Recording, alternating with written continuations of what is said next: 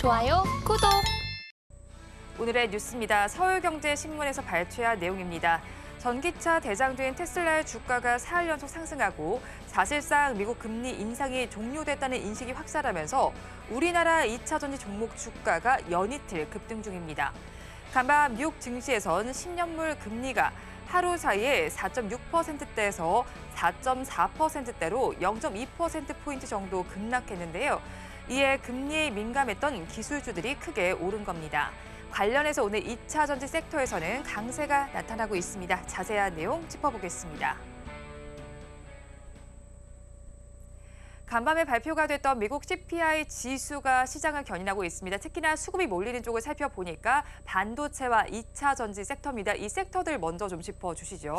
아무래도 오늘 시장이 좋은 이유는 양시장을 주도를 하고 있는 2차 전지 반도체 섹터의 강세 흐름들이 나와주고 있기 때문이 아닐까라고 보여지고 있는데 관련했을 때 반도체 우선적으로 이야기를 해드리자면 전반적으로 강세 흐름들이 나와주고 있어요. 특히 대장주 역할을 하고 있는 삼성전자, SK하이닉스 같은 경우도 좀 박스권 상단 라인대에 위치를 하게 되면서 관련 흐름들이 굉장히 좋게 나와주고 있다. 특히 SK하이닉스 같은 경우에는 3%대, 삼성전자 같은 경우는 1.6%대인데 관련했을 때 지금 박스권 상단 라인까지 위치해 있다 보니까 추가적으로 움직이는 부분이 더 나오는지 여부를 확인을 해볼 필요가 있다라고 보여지고 있고 반도체 소부장 쪽에서 흐름이 굉장히 좋습니다. 네. 한미반도체도 긍정적인 흐름들을 보여주고 있고 주성 엔지니어링이라든지 유진테크 같은 전공정, 후공정 할 것 없이 대다수의 반도체 섹터가 긍정적인 모습들을 그려주고 있는 만큼 반도체 섹터는 좀 굉장히 큰 훈풍을 불고 있다라고 보시면 좋을 것 같고요.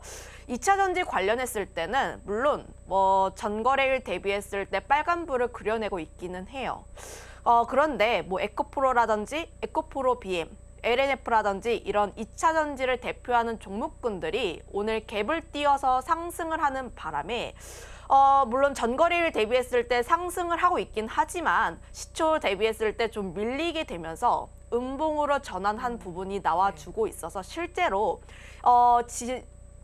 어제 상승했던 라인대에서 조금 더 버텨줄 수 있는지, 연속적으로 시세가 나와줄 수 있는지 여부는 조금 더 확인을 해볼 필요가 있다. 그거에 따라서 에코프로 2차 전지 섹터는 좀 강하게 움직이고 있긴 하지만 음봉으로 전환한 부분에 있어서 조금 더 연속적인 부분은 체크를 해볼 필요가 있다. 이렇게 정리하겠습니다. 네, 반도체와 관련해서 긍정적인 시각이 있으시고 거기 2차 전지주는 시세의 연속성 여부를 한번 확인해 보실 타이밍인 것 같습니다. 그런데 LNF의 경우에는 그간 에코프로 그룹주의 빚은 잘 가지 못했습니다. 그래도 오늘 시장에선 6%대 강세까지 좀 보이다가 지금은 3%대로 지금은 음봉으로 전환이 되어 있긴 합니다. 그래도 양극재 공장에 대해서 증설이 좀 늦춘다는 이야기도 나오고 있고 앞으로 주가 흐름은 그간 좀 빛을 받지 못했던 만큼 조금은 더 상승할 여력은 없을까요? 아무래도 LNF가 추가적으로 더 움직이기 위해선 2차 전지 쪽에서의 강세 흐름들이 나와줘야 합니다. 물론 LNF가 에코프로 BM, 포스코 그룹주에 비했을 때 좀 더디게 움직인 것은 사실이에요. 그럼에도 불구하고 LNF가 추가적으로 움직이기 위해선 2차 전지 전반적인 강세 흐름들이 더 유지가 될 필요가 있다라고 보여지고 있는데 2차 전지 섹터 그동안 낙폭이 좀 과하게 나왔습니다. 그동안 낙폭이 과하게 나왔던 이유 중 하나가 전기차 쪽에서 우리가 생각한 것만큼의 성장 속도가 나와주지 않고 있다는 이유로 2차 전지 섹터 그동안 좀 부진이 계속해서 이어지고 있었는데 그럼에도 불구하고 2차 전지 지금 좀 주가의 위치라든지 내용들이 조금 애매한 것 같아요. 그동안은 안 좋은 내용들이 90% 이상 줄을 이뤘다면 네. 조금씩 긍정적인 내용들이 나와주고 있긴 합니다. 최근 들어서 좀 긍정적인 내용들로는 HSBC 쪽에서 LG에너지솔루션, 삼성 SDI 쪽에 대해서 내년 목표 주가를 현재 주가 대비했을 때 50% 이상 상향 조정을 한 리포트가 나와주기도 했고요.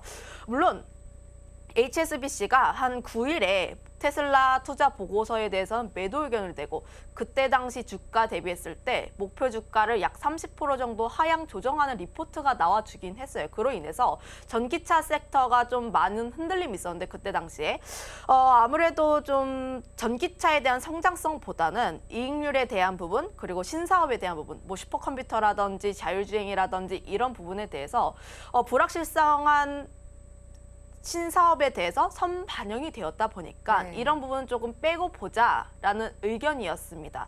거기다가 더해서 미국에서 최대 공공연금이라고 할 수 있는 캘리포니아 공무원 연금 제도가 지난 3분기 테슬라라든지 리비안, 그러니까 전기차 섹터에 추가적으로 매입을 한 긍정적인 내용들도 나와주고 있는데 관련했을 때 긍정적인 내용들이 나와주고 있긴 한데 관련했을 때 다만 흐름을 좀 체크를 해볼 필요가 있는 점은 과연 전기차의 Q단과 P단에서 성장성이 나와줄 수 있는지 여부입니다. 그동안 2차 전지 섹터가 하락을 했던 주요 이유가 P와 Q단에서의 성장성이 나와주지 않고 있다인데 지금 이런 내용들로는 아직까지 Q단에서의 성장 속도가 나와주지 않고 있기 때문에 관련했을 때는 조금 더 전기차 성장에 대한 부분을 조금 더 체크를 해볼 필요가 있다. 다만 긍정적으로 나와 있는 점은 뭐 현대차도 그렇고 엑슨모빌도 그렇고 전기차에 계속해서 투자를 하고 있다는 점입니다.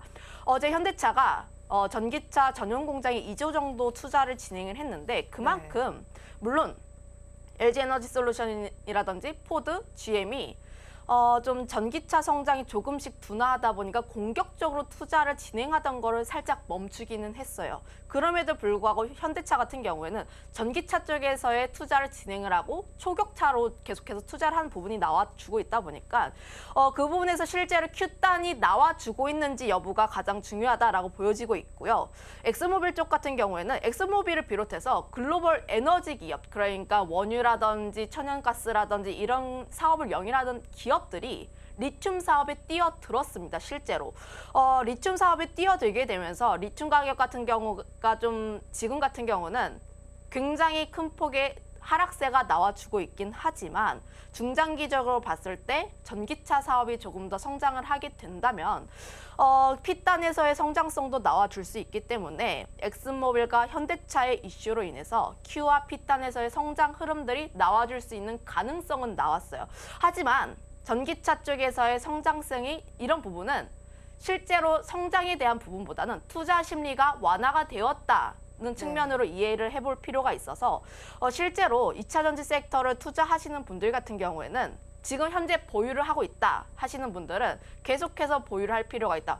아무래도 2차 전지 섹터를 계속 보유를 하고 싶으신 분들 같은 경우에는 중기적인 관점으로 보유를 하고 있다 보니까 이런 흐름들은 계속해서 체크를 해볼 필요가 있다라고 보여지고 있고 다만 신규적으로 접근하실 분들 같은 경우에는 아직까지 지금 이 2차 전지 섹터가 추세적으로 방향을 전환하기에는 무엇인가 트리거가 부족하다라는 관점에서 봤을 때 아직까지는 보류를 하자, 관망을 하고 혹시 저점 매수를 하고 싶다 하시는 분들 같은 경우에는 최근에 10월 그리고 11월 달에 저점을 다지면서 조금씩 반등을 하고 있는 모습들이 나왔어요. 그 라인대에서 조금씩 분할 매수를 하는 관점으로 접근을 해보자 이렇게 정리하겠습니다. 네, LNF와 더해서 2차 전지 섹터 전반에 대한 흐름을 좀 짚어주셨습니다. 그런데 오늘은 2차 전지 섹터 내에서도 상신 EDP의 흐름이 좀 두드러지게 관찰이 되고 있습니다. 장중에 15%대까지도 올라가다가 지금 10%대 상승률을 유지하고 있고 양봉을 유지하면서 윗꼬리 아랫꼬리 모두 달고 있습니다. 그래서 3분기 실적이 나오면서 사실 호조를 보였죠. 거기에 더해서 시간을 거래부터 급등세를 나타냈습니다. 그런데 증권가 자체만 살펴보면요. 2차 전지 섹터 자체에는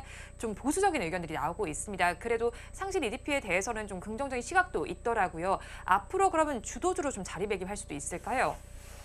저는 2차 전지 섹터 내에 속한 종목군은 2차 전지를 계속해서 체크를 해볼 필요가 있다라고 보고 있습니다.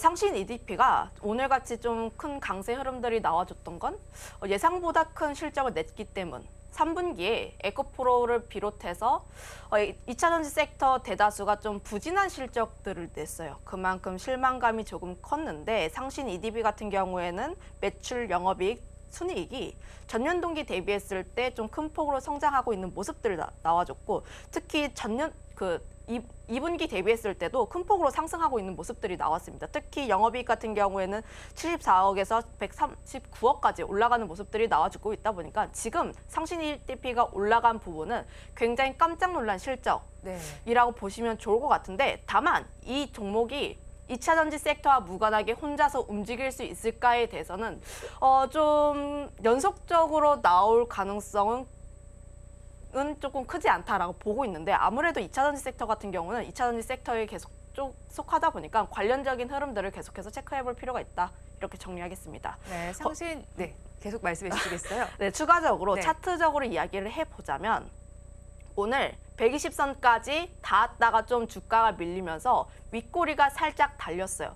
차트적으로 봤을 때 120선을 돌파를 하는 게 가장 중요한 이유가 120선 같은 경우에는 중요한 지지대이기도 하지만 중요한 저항선이기도 합니다. 네. 과거의 차트 흐름들을 봤을 때 120선을 계속해서 돌파를 하지 못하고 안착하지 못한 흐름들이 나오게 되면서 주가가 흘러내린 모습들이 나와주고 있다 보니까 실제로 상신 EDP가 추가적으로 연속적으로 더 움직이기 위해선 120선을 강하게 뚫고 그리고 그 라인대를 안착을 해야 할 필요가 있다는 점 다시 한번 이야기하겠습니다. 네, 상신 EDP의 경우에는 2차 전지 섹터 전반을 먼저 살펴보시고 121선이 돌파하는지 여부를 짚어보면 좋겠다고 말씀해 주셨습니다. 오늘 반도체와 2차 전지 섹터를 전반적으로 다뤄봤는데 탑픽 종목은 어떤 걸까요?